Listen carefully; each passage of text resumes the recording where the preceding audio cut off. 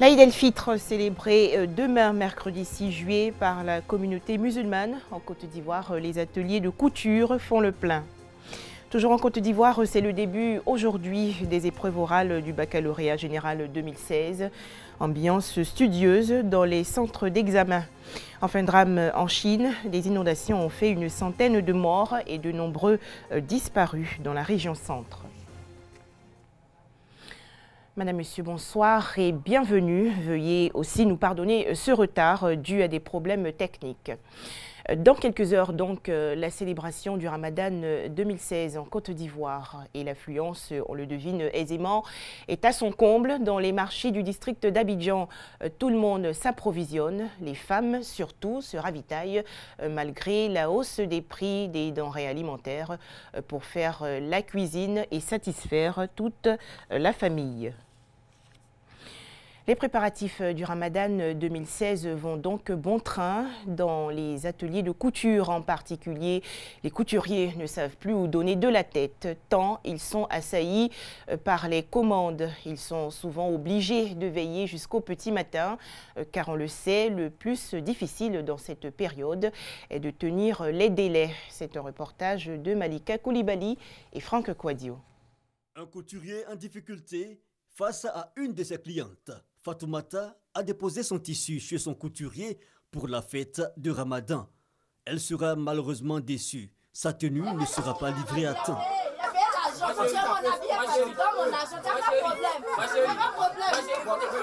Demain c'est la fête. Il a déposé mes habits il y a longtemps, il a payé avance tout. Il m'a dit de passer aujourd'hui, de venir récupérer mes habits. Je suis venue trouver mon habit n'est pas fini. Aminata a quant à elle failli vivre la même situation. Plus vigilante, elle est restée présente de la conception à la finition de la tenue. Ils n'ont pas respecté le rendez-vous. Ça fait 2 mois que j'ai déposé mon pagne, mais c'est ce matin que je suis venue m'asseoir et il a fait la couture pour me remettre. Des couturiers ayant maille à partir avec leurs clientes, les veilles de fête, une scène récurrente où Seini ne s'en cache pas. Ils sont le plus souvent victimes de la trop forte demande. Vous savez, les périodes de fête, c'est pas facile, hein? Les clientes viennent, d'autres envoient 3 complets, 5 complets, ils veulent tous au même moment. Donc c'est pas évident. Donc on fait ce qu'on peut. D'autres peuvent avoir pour eux, d'autres aussi, bon. Ceux qui ont 3, on fait 2, puis on laisse 1. Après la fête, bon, on essaie de gérer ça. Tout le monde ne peut pas être satisfait, hein? Puisqu'il y a beaucoup, tout le monde, c'est pour un seul jour.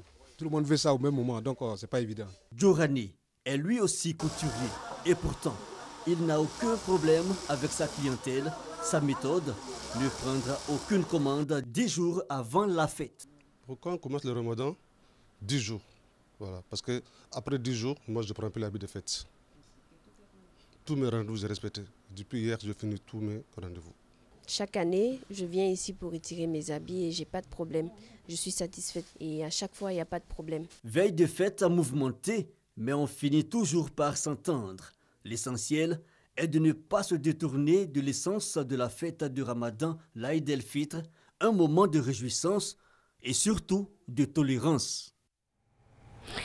Et au terme de ce mois de Ramadan 2016, donc de ces 30 jours de privation, il convient pour les fidèles musulmans d'observer et de respecter une bonne reprise alimentaire. Elle doit être progressive selon les nutritionnistes. Il s'agit surtout de favoriser les fruits et légumes. Et toujours en ce qui concerne le Ramadan 2016, ce communiqué du ministère de l'Emploi et de la Protection sociale. En application du décret numéro 2011-371 du 4 novembre 2011, modifiant et complétant l'article 2 du décret numéro 96-205 du 7 mars 1996, déterminant la liste et le régime des jours fériés le mercredi 6 juillet 2016, jour de la fin de Ramadan, Aïd el-Fitr, est déclaré jour férié et chômé sur toute l'étendue du territoire national pour les signataires de la Convention collective interprofessionnelle du 20 juillet 1977 et conformément aux dispositions de l'article 64 de la dite convention, le jour de la fête de fin de Ramadan est déclaré jour férié, chômé et payé, signé le ministre Moussa Dosso. L'actualité en Côte d'Ivoire, c'est également le début aujourd'hui des épreuves orales du baccalauréat 2016 de l'enseignement secondaire général. Elles se déroulent sur tout le territoire national et cela jusqu'au 8 juillet prochain. Le français, l'anglais, l'allemand ou l'espagnol feront l'objet de cet oral. Plus de 200 000 candidats sont concernés. Lycée Djidji Amondi à Adjamé. Dans cette salle, des candidats face à leurs interrogateurs. À côté, d'autres révisent avant leur tour de passage. Présentement, je suis en train de réviser un peu mes tests en anglais et puis essayer de me faire un peu un état d'esprit pour être un peu plus serein devant mon examinateur. On a commencé aujourd'hui avec un peu de retard, mais bon, les choses sont lancées. Alors ici, nous avons 720 candidats de 4 séries, A1, A2, D et C. À tour de rôle, les candidats se succèdent. Quelques interrogateurs jugent le niveau des candidats. Bon, ceux que j'ai eu au début, c'était des candidats libres. Mais quand ce sont ceux-là, souvent ils disent que bon, ils n'ont pas trop... Ça longtemps qu'ils sont laissés, mais il y a des élèves qui sont quand même bien. Pour la plupart, ils maîtrisent la méthodologie, mis à part les candidats libres qui, au nom d'une certaine liberté de la candidature, viennent sans support. Ils ne maîtrisent pas la méthodologie. Donc ils viennent et c'est vraiment dans l'inconnu pour eux, mais souvent aussi pour nous, parce qu'on ne sait quoi faire. Leur donner un texte, ça équivaudrait à leur imposer un texte. Non, nous n'avons pas à leur imposer un texte. Et là, c'est un problème. Des candidats libres indexés. Aucun ne veut se prononcer sur la question. Nous nous rendons dans un lycée voisin, le lycée moderne Harris. Ici, 420 candidats sont annoncés pour une dizaine d'interrogateurs. Depuis ce matin, cet enseignant dit accueillir que des candidats issus de séries scientifiques. Voilà des candidats à qui vous posez des questions qui ne réussissent pas à vous donner des réponses correctes. Oui, peut-être. Je me dis, peut-être que c'est parce qu'ils se sentent plus scientifiques. Mais être scientifique ne veut pas dire négliger l'anglais. Bien au contraire. Aujourd'hui, celui qui veut être bon scientifique doit être bon en anglais. Mon niveau d'expression en anglais, mon niveau est moyen, étant en série scientifique. Mes matières de base se portent plus sur l'SVT, la science et le maths. Je ne m'en sors pas très mal dans les filières littéraires, je me débrouille. Les épreuves orales du baccalauréat de l'enseignement général sont prévues du mardi 5 au vendredi 8 juillet. Ce mercredi 6 juillet, jour de la célébration de la fête du Ramadan, sera rattrapé le samedi 9 juillet. Des précisions de Moussa Konaté. Et parallèlement à ces épreuves orales dans l'enseignement général, les candidats au baccalauréat technique et artistique ont déjà débuté leur examen. Après l'épreuve orale de français qui a démarré hier, la filière H1 a affronté aujourd'hui le dessin et la filière H3 l'expression corporelle. Quant aux élèves de la filière H2, ils vont entamer l'examen du solfège le 7 juillet prochain. Les détails avec Herman Niamien. Là, dans toutes ses dimensions au lycée Sainte-Marie de Cocody. En attraction, les candidats au baccalauréat artistique montrent ainsi ce qu'ils ont appris des années durant au lycée d'enseignement artistique. Ces candidats sont issus de la série H1 pour les beaux-arts, H2 pour la musique et la série H3 pour la danse et le théâtre. Pour ce mardi, seulement les séries H1 et H3 sont à l'œuvre. J'aimerais qu'on nous dise de faire un beau paysage avec quelques animaux à l'intérieur. On peut donner un paysage, des personnages à dessiner, bien aussi une scène animalière. Devant un jury composé de professionnels de l'art, ces candidats de la série H3 doivent, à travers l'expression de leur corps, mimer une scène. Ce matin, nous présentons l'expression corporelle. C'est un cours à travers lequel on montre les animaux, comment interpréter les animaux. Exemple, le singe. Nous avons quelque chose de 10 animaux à interpréter aujourd'hui. L'expression corporelle, c'est le langage du silence. On ne parle pas. On s'exprime avec le corps. Chaque candidat y va de son imagination pour séduire le jury. Je viens de faire une personne ivre dans une obscurité profonde. Et c'est ce que j'ai représenté selon ma pensée. Au terrain de basketball du lycée Sainte-Marie de Cocody, le décor est tout autre. Silence. Ici, on dessine. Chaque candidat devant son chevalet a 4 heures pour mettre en scène un village en feu. D'abord, il faut faire le crayonnage pour ne pas foncer sur les traits. Voilà, on ne fonce pas sur les traits, on commence progressivement.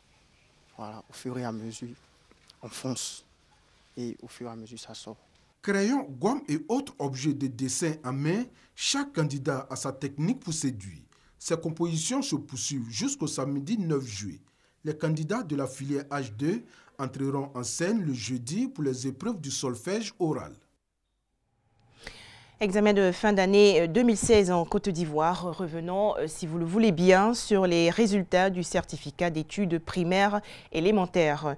83,33% d'admis. Et parmi ces heureux figurent des écoliers exceptionnels. À Mans, dans la région du Tonkoui par exemple, un garçonnet de 9 ans a brillamment réussi à l'examen du CP 2016 avec plus de 160 points. Ève Boué de la station régionale de Mans l'a rencontré. 160,54 sur 170. C'est le nombre de points obtenus par le petit Zran Ange Mathurin à l'examen du CEP et de l'entrée en 6e session 2016. Élève à Gbatongouin, un village situé à 12 km de Mans, Ange Mathurin est âgé de 9 ans. Depuis son jeune âge, au dur de ses parents et de ses encadreurs, il a toujours fait la différence de par ses aptitudes. Et, après avoir fait la classe de CE de l'année passée, son instituteur le propose pour la classe de CM2 dès la rentrée 2015-2016. Son père s'y oppose avant de capituler. Le directeur a pris ses collègues, ils sont venus me montrer les notes que l'enfant a en classe. Ils ont même fait des exercices de CM2 devant moi qu'il a trouvé, donc ils m'ont convaincu. Sans cet enfant-là, il ne conduit pas la classe. Parce qu'on sait qu'au village, pour parler le français, c'est difficile.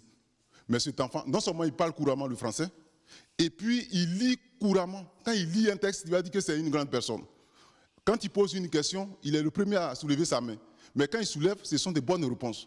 Et pour joindre l'acte à la parole, nous avons demandé à notre petit génie de lire quelques lignes d'un journal avant de lui arracher quelques mots. Les éléphants locaux ont leur destin en main, certes, mais ils se confient chaque fois au Seigneur avant l'entraînement. Quand le maître explique, comment tu suis les cours? Parfois, je note sur du papier et puis parfois, j'écoute, je répète en partant à la maison. Plus tard, tu veux devenir quoi? Plus tard, je voudrais devenir président de la République. Pourquoi? Parce qu'un président, c'est lui qui dirige. Mais pourquoi toi, tu veux diriger un État? Je voudrais diriger un État pour pouvoir construire des maisons, des hôpitaux, des écoles, des routes, afin que la Côte d'Ivoire puisse vivre en paix. Devenir président de la République peut être un rêve d'enfant. L'avenir nous en dira plus. Pour l'heure, Ange Mathurin a déjà présenté le concours d'entrée à l'école militaire préparatoire technique ENPT de Bergerville.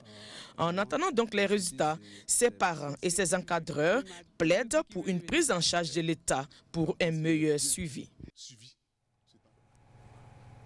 Voilà, on change complètement de sujet et on s'intéresse à présent à l'entrepreneuriat féminin. 2 organisations féminines ont signé récemment une convention. L'Alliance des femmes de Côte d'Ivoire et Africa Femmes Initiative Positive fédèrent leurs énergies en vue de promouvoir l'autonomie de la femme. 9,2% de femmes au Parlement, 11,33% aux conseils municipaux, 14,97% au conseil régional et 25% au gouvernement. Des chiffres qui montrent que, malgré les différentes campagnes de sensibilisation, le taux de représentativité des femmes dans les instances de décision demeure toujours faible. Comment inverser cette tendance? 2 organisations féminines se mettent ensemble pour signer une convention. La Côte d'Ivoire est un paradoxe. Parce que c'est l'un des pays d'Afrique qui a le mieux investi dans la formation des femmes. Et vous avez des femmes de qualité, des femmes compétentes dans tous les secteurs d'activité. Malheureusement, en termes de représentativité, le pourcentage est parmi les plus bas d'Afrique.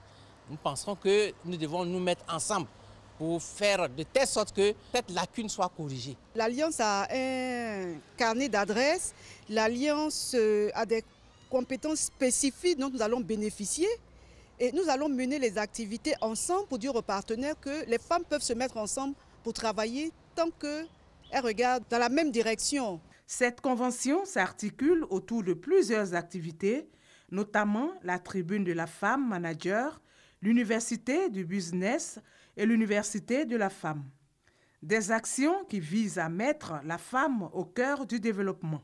En attendant une participation plus accrue des femmes aux instances de décision, l'Alliance des femmes de Côte d'Ivoire et Africa Femmes Initiative Positive s'engage pour l'épanouissement de la femme à travers l'autonomisation et l'entrepreneuriat.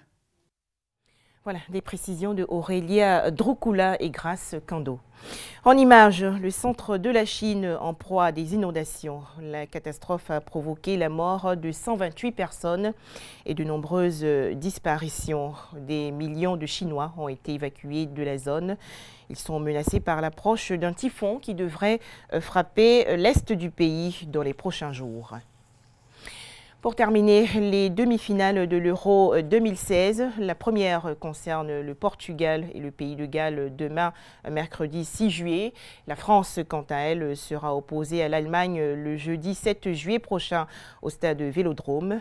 La Mannschaft qui a beaucoup d'atouts part déjà avec la faveur des pronostics. Les Bleus, eux, ont l'espoir de battre le redoutable adversaire allemand. Ces demi-finales seront bien sûr diffusées sur votre RTI 2. Voilà, merci de nous avoir suivis. On se retrouve demain, 19h30.